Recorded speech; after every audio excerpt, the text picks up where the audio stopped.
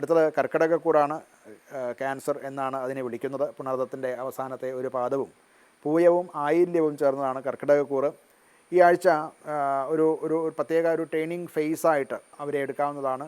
വ്യാഴം ലഗ്നത്തിലേക്ക് വന്നു, അത് ഉച്ചസ്ഥനവുമാണ്.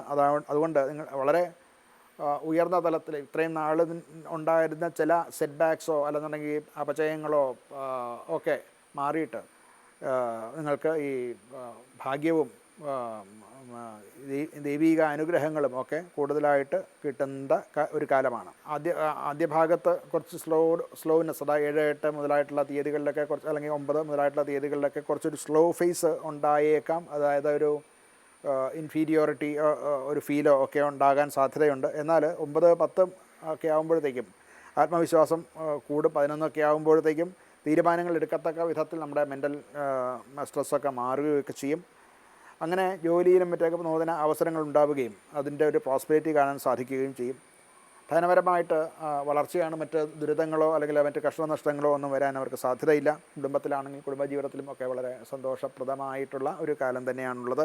ആരോഗ്യപരമായിട്ടും മറ്റ് ഫിസിക്കലായിട്ടുള്ള രോഗങ്ങളൊന്നും തന്നെ വരാനില്ല. മാനസികമായിട്ടും സന്തോഷം ഉള്ള ഒരാഴ്ച തന്നെയാണ് ഇവർക്ക് ഉള്ളത്.